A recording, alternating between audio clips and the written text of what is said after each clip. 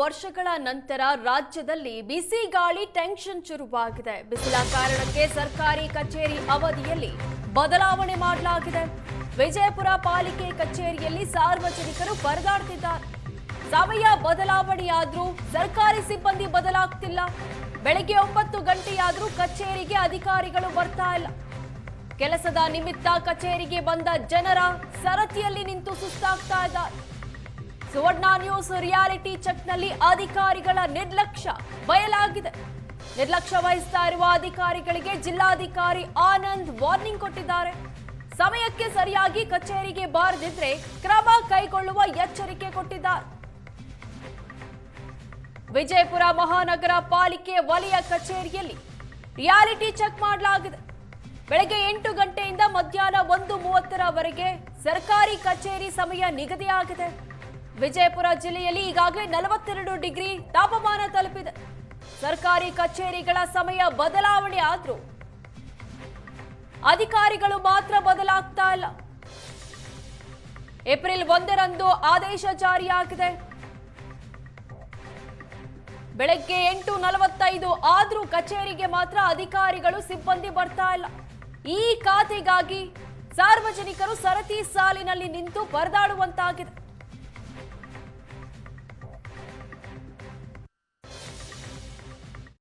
ವಿಜಯಪುರದಲ್ಲಿ ಭಾರೀ ಬಿಸಿಲಿಗೆ ಅಕ್ಷರಶಃ ಜನ ತತ್ತರಿಸಿ ಹೋಗಿದ್ದಾರೆ. ಮತ್ತೊಂದು ಕಡೆಗೆ 42 ಡಿಗ್ರಿಯಷ್ಟು ತಾಪಮಾನ ತಲುಪಿರುವಂಥದ್ದು. ಇನ್ನೊಂದು ಕಡೆಗೆ ಕಚೇರಿಗಳ ಸಮಯ ಬದಲಾವಣೆ ಕೂಡ ಈಗಾಗಲೇ ಆಗಿರುವಂಥದ್ದು. ಜಿಲ್ಲಾಧಿಕಾರಿ ಆದೇಶವನ್ನು ಮಾಡಿದರೆ ಬೆಳಗ್ಗೆ 8 ಗಂಟೆಯಿಂದ ಮಧ್ಯಾಹ್ನ 1:30ವರೆಗೂ ಕೂಡ ಏನಂತಂದರೆ ಸಮಯ ಇರುತ್ತೆ. ಅಂದರೆ ಮಧ್ಯಾಹ್ನ ಬಿಸಿಲು ಜಾಸ್ತಿ ಆಗೋ ಹೊತ್ತಿಗೆ ಅಂದರೆ ಬರ್ತಕ್ಕಂಥ ಸಿಬ್ಬಂದಿಗಳು ಸೇಫಾಗಿ ಮನೆಗೆ ಹೋಗಲಿ, ಮತ್ತೊಂದು ಕಡೆಗೆ ಬರ್ತಕ್ಕಂಥ ಜನ ಕೆಲಸಗಳನ್ನ ತೆಗೆದುಕೊಂಡು ಏನು ಬರ್ತಾರೆ ಅವರು ಜನ ಸಹ ಆರಾಮಾಗಿ ತಮ್ಮ ಕೆಲಸಗಳನ್ನ ಮುಗಿಸ್ಕೊಂಡು ಹೋಗಬೇಕು. ಆದರೆ ಆಗ್ತಾ ಇರೋದೇನು, ಒಂದು ರಿಯಾಲಿಟಿ ಚೆಕ್ಕನ್ನು ನಿಮ್ಮ ಮುಂದೆ ತೋರಿಸ್ತಾ ಇದ್ದೀವಿ. ನಾವೀಗ ಮಹಾನಗರ ಪಾಲಿಕೆಯ ವಲಯ ಕಚೇರಿ 2ರಲ್ಲಿದ್ದೀವಿ. ಇಲ್ಲಿನ ಪರಿಸ್ಥಿತಿ ತೋರಿಸ್ತೀನಿ ನೋಡಿ. ಇಲ್ಲಿ ಹಲವಾರು ವಾರ್ಡ್ಗಳ ಜನ ಬರ್ತಾರೆ, ಈ ಖಾತಾ ಮಾಡಿಸ್ಕೊಳ್ಳಿಕ್ಕೆ ಬರ್ತಾರೆ, ಬೇರೆ ಬೇರೆ ಕೆಲಸಗಳ ಸಲುವಾಗಿ ಬರ್ತಾರೆ. ಆದರೆ ಇಲ್ಲಿನ ಪರಿಸ್ಥಿತಿಯನ್ನು ತೋರಿಸ್ತೀನಿ ನೋಡಿ. ಈಗ ಸಮಯ ಎಷ್ಟಾಗಿದೆ ಅನ್ನೋದನ್ನು ಮೊದಲಿಗೆ ತೋರಿಸ್ಬಿಡ್ತೀನಿ. ಈಗ ಸಮಯವನ್ನು ತೋರಿಸ್ತೀನಿ ನೋಡಿ. 8 ಗಂಟೆ 27 ನಿಮಿಷ. 8 ಅಂದರೆ 8:30, 10 8:30. ಇಲ್ಲಿ ಬರಬೇಕಂತ ಅಧಿಕಾರಿ ಬಂದಿಲ್ಲ. ಇಲ್ಲಿ ಒಟ್ಟು ಏನಂತಂದರೆ 13 ಜನ ಇಲ್ಲಿ ಸಿಬ್ಬಂದಿಗಳಿದ್ದಾರೆ. 13 ಜನ ಸಿಬ್ಬಂದಿಗಳು, 3 ಜನ ಇಲ್ಲಿ ಅಂತಂದರೆ ಪ್ಯೂನ್ಗಳಿದ್ದಾರೆ.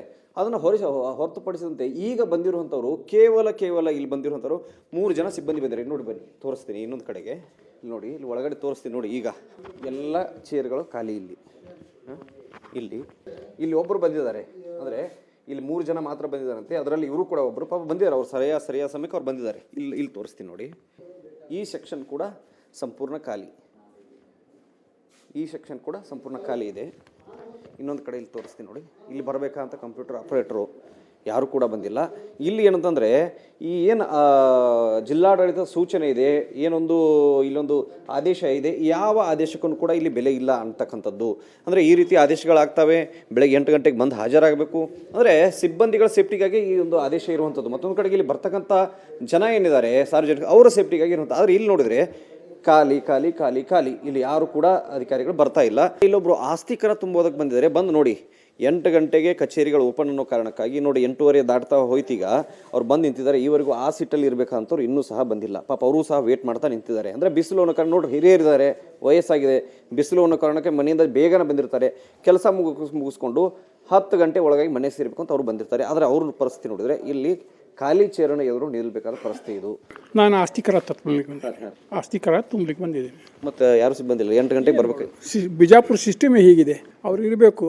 ಸೌಕರ್ಯ ಮಾಡಿದ್ದಾರೆ ಸರ್ಕಾರ, ಮುನ್ಸಿಪಾಲ್ಟಿ ಅವರು. ಆದರೆ ಅವರು ಬರಬೇಕು, ನಾವು ಬರಬೇಕು, ಉಪಯೋಗ ಮಾಡಬೇಕು. ಈಗ ನೋಡಿ, ಸಮಯ 8 ಗಂಟೆ 45 ನಿಮಿಷ ಆಗಿದೆ. ನಾವು ಇನ್ನೂ ಸಹ ಈ ಮಹಾನಗರ ಪಾಲಿಕೆಯ ವಲಯ ನಂಬರ್ 2ರಲ್ಲಿನೇ ಇದ್ದೀವಿ.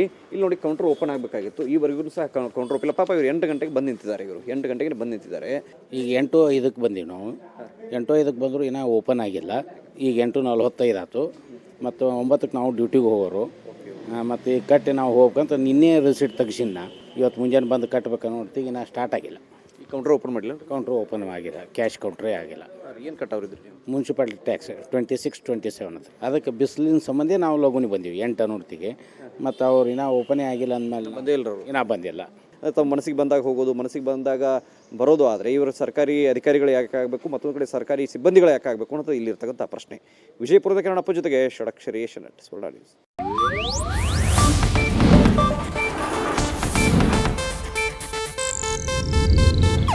ಇದು ಏಷ್ಯಾನೆಟ್ ನ್ಯೂಸ್ ನೆಟ್ವರ್ಕ್ ಪ್ರಸ್ತುತಿ.